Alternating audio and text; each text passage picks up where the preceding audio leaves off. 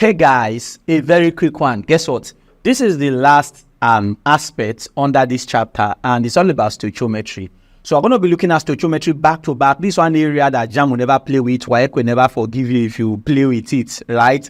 And you know, we've been looking at a lot of lessons, and this is our lesson 19, which is our word stoichiometry. So in this lesson 19, we're going to go together and look at it like, I'm going to do our do. Let's go very fast. The first question is, what is stoichiometry? How do you define stoichiometry? It's simple, right?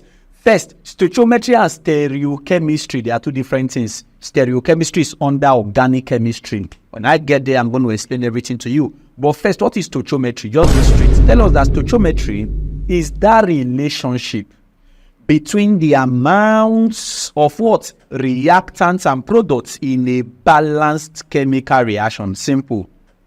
You get, for example, at home, you have that relationship between you and your parents, right? There's that relationship between you and your parents. There's that relationship between you and your siblings, like your brother and sisters. There's that relationship that flow. The same thing for stoichiometry.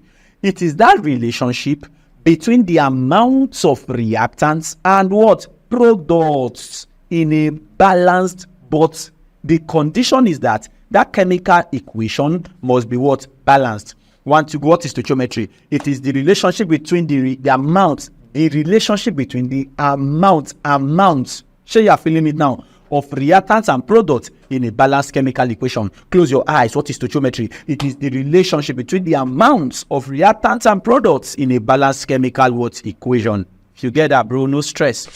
Now, understand this, that stoichiometry may involve the relationship between three things. What are the three things? Number one, it may be that, okay, what we have is two or more reactants. So we may be dealing with only reactant and reactant. Let's say, for example, A plus B, right, is combining to give C plus D. It may be that we are just focusing on the reactants alone. We are looking at the stoichiometry of the reactants, right? That's two or more reactants. Now, or more means that it can be A plus B plus like your C now to come and give D plus E or whatever, depending on how the equation is. Number two, it can be the relationship between two or more products. It may even be that we're not dealing with reactants at all. We are dealing with the relationship between two or more products. That can also be stoichiometry. It may also be the relationship between reactants and products. It may just be, okay, A and D alone is what we are looking at. Or you're looking at A and B, right? And then D alone. Anyhow the case may be, all of them, they are all stoichiometry. In that's why there is relationship between other reactants and reactants, or reactants and products, or products and products. It's called what? With stoichiometry. Another fundamental thing I'd like you to know very quickly is the types of stoichiometry. Yes. How many types of stoichiometry do we have? First, note that three parameters are used in describing stoichiometry. In fact, every time it's just these three parameters I'll be revolving around, right? Stoichiometry is very simple. What are the three parameters that explain stoichiometry? Number one is what? Mole. What is number one called? Mole. Number one, mole. Number one, mole. Number one, mole. Number one, mole. Number two, mass. Number two, mass. Number two, mass. Number three, volume. Number three, volume. Number three, volume. Number three, volume. Mole, mass, volume. Come on. Mole, mass, volume. Get mole, mass, volume. Hey, mole, mass, volume. So stoichiometry involves these three parameters. You always hear us say mole, mass, and what? Volume. Now get it now and follow me well. This is it. If I'm dealing with stoichiometry that involves mole, what will I study there? So first and foremost, under stoichiometry that involves mole, everything is 3. Just know that. In the ones that involve mole, we said that stoichiometry is your what? Your mole, mass, volume, right? Yes. So if I'm dealing with one that involves mole, number one, I can study your mole relationship. So it may be that we're looking at mole. We are dealing with stoichiometry that involves mole. So mole now, combining with this mole, what will it give me? Mole relationship. It may be that, okay, mole and mass are now coming to combine. What will it form? Mole mass relationship. Share the C and now very cheap, easy and direct. What is the third? Get out, you are correct. What is the third one? Mole volume relationship. Share you see it now? Very easy. Okay, it may be that we are not studying stoichiometry that involves mole. We are now studying stoichiometry that involves what? Mass. Write your three things down. Again, what will it give you? Mole, mass, volume. Share you the feeling. So what is the first going to give us? Relationship between your what? Your mass and mole. What will it give us? Mass-mole relationship. Number two, mass relationship. You are doing well. Right from beginning, I know you are intelligent. You are an intelligent kid. Where is it go? Where is the third one called? The third one is called the what? Your mass volume what relationship. Okay, now come. Yarn me what will be the third one. You know we have looked at stoichiometry involving mole, stoichiometry involving mass. Where is the third one now? Stoichiometry involving what? Volume, right? Yeah. Okay, give me the three things. Don't forget your mole what? Mass and what? Volume. You see, what will be the first? Volume mole relationship. The second is what? Your volume what? Mass relationship. And what's the third? Volume relationship. Come on, that's all. So in total, how many do we have? There are going to be 9, right? Yes, so there are going to be 9 because under mole relationship there are 3 of them. Under mass relationship there are 3 of them. Under volume relationship there are 3 of them. Altogether, under stoichiometry, how many are they? 9. Okay, but please understand this very quickly with me. Note this very, very fast. We said that in stoichiometry, we are dealing with 3 things: your mole, your mass, and your what? Volume. Oh yeah, let's go. Under mole, how many are they? There are just 3 of them there. What are they there? Your mole, your mass, and your what? Your volume. Under mass, how many are they still? There are 3 of them there. What do we have there? Your mole, your mass, and your what? Your volume. Under volume, how many are they? There are also 3 of them there. Your mole, your mass, and your what? Your volume. Okay, catch this with me now. Let's go together, bro. Oh yeah, let's go. Now, you must understand this very quickly, that look at it now. Mole relationship. I will take this guy. This is my 1. Mole relationship 1. The next is my mole mass. In fact, I'll take everything here. Mole mass relationship 2. Listen, mole mass relationship is the same thing as your mass mole relationship. Mole mass, one trace mass mole. So mole mass, you said that is the same thing as your what? Your mass mole relationship. So this guy, I don't need it. Because mole mass, the way you calculate mole mass is the same way you calculate mass mole. For example, now, let me say my name is Otaru Peter, right? And then I say my name is Peter Otaru. What's the difference between Otaru Peter and Peter Otaru? Are they not the same thing? They are the same, bro. Now, follow me, let's go. This is it now. Since your mass mole relationship is out already, well, yeah, let's go ahead. The third is your mole volume relationship. That's number 3. Tell me, mole volume relationship, what is it the same thing as? It's the same thing as your what? Your volume mole relationship. They are the same thing. So go and trace your volume mole relationship. So your volume mole relationship, I'll take this guy out because I don't need it, right? Yes. Now, if you watch the first side under mole, the 3 guys are needed, right? Oh yeah, come. What's the next? The next I've not touched. I've not touched mass. Okay, I need this guy. This is 4. Mass cannot repeat itself because anyone that is called twice, they cannot repeat themselves now. Now, what about your mass volume? Mass volume relationship will be my number what? 5. Hold on. Mass volume is the same thing as your volume mass relationship. Come and check. Volume mass. See volume mass here. Take it out. I don't need it. Right? Oh yes. And if you watch, I've touched everything except one thing that I've not touched. That's your volume relationship.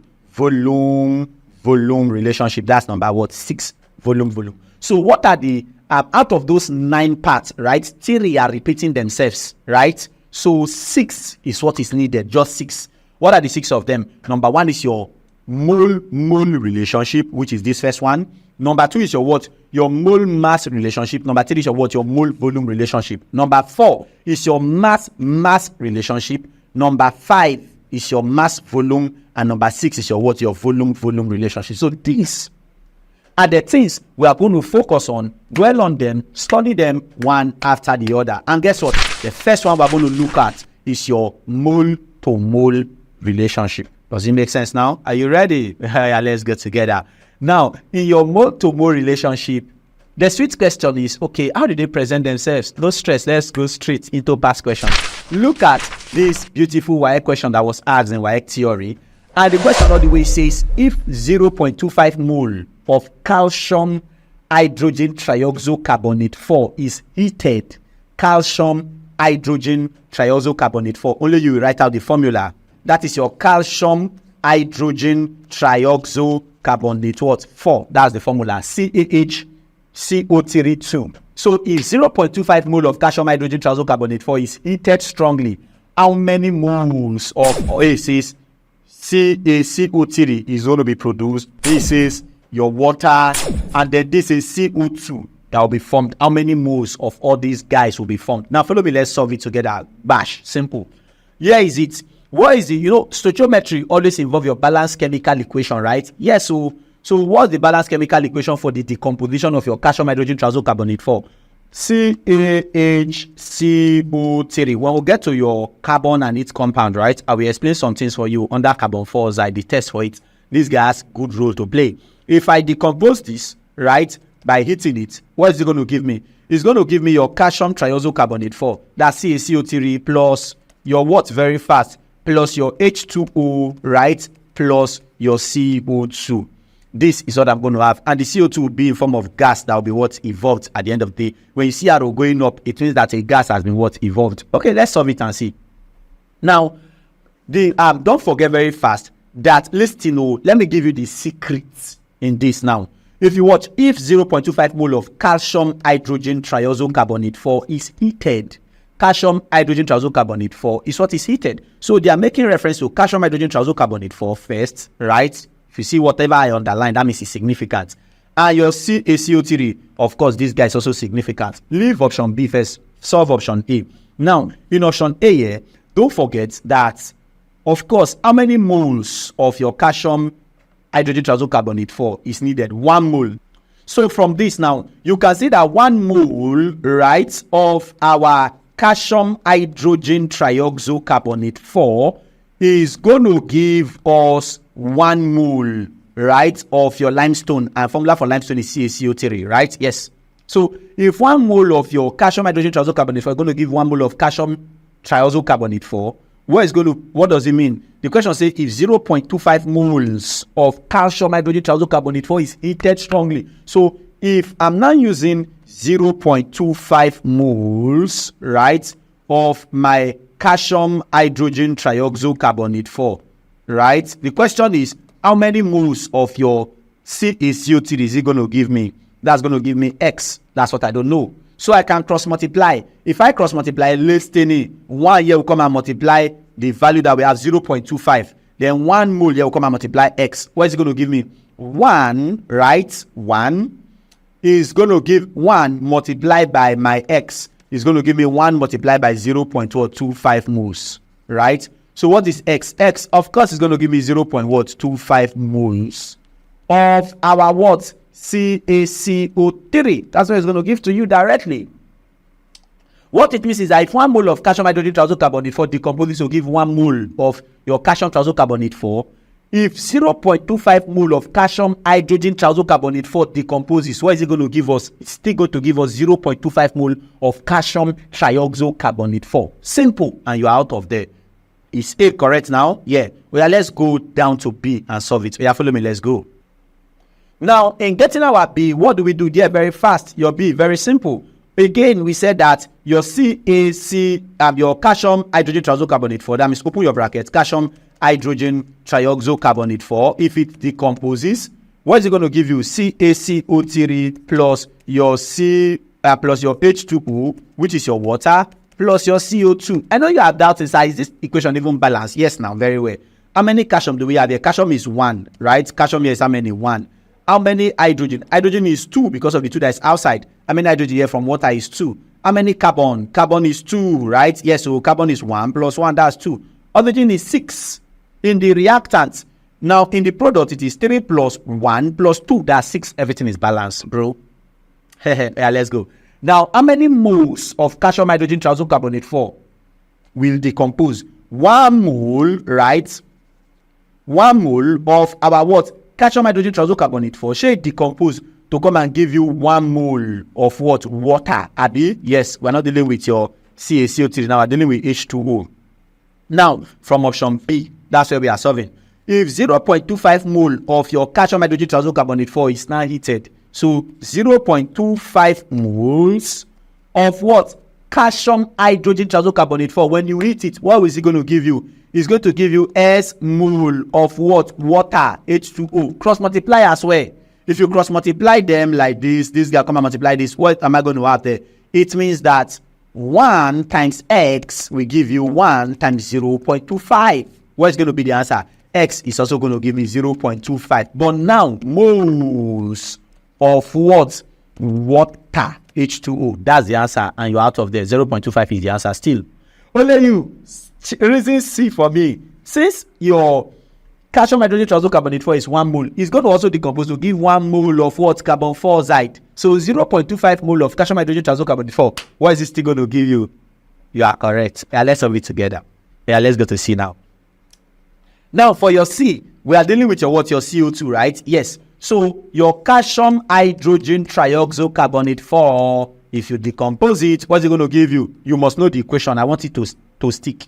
What is it going to give you? CaCO3 plus your H2O plus your what? Your CO2. And that CO2, we said that is gas, right? Yes. Now, don't forget that, yes, CO2 is 1 mole here. This guy here is 1 mole. That means 1 mole of your calcium hydrogen triazocarbonate 4 will decompose to come and give 1 mole of your what? Your CO2 gas, Abi. So 0.25 moles from the question of your what? Calcium hydrogen triazocarbonate 4. What is it going to give you? X mole of your what? CO2, right? Cross multiply, bro. When you cross multiply, what is it going to give you? 1 times X is going to give you what? 0.25 times 1, or 1 times 0.25 is the same thing. So what's your X? S will also give you 0.25. But now, moles of your what? CO2. That is background the correct answer. Does it make sense? Simple.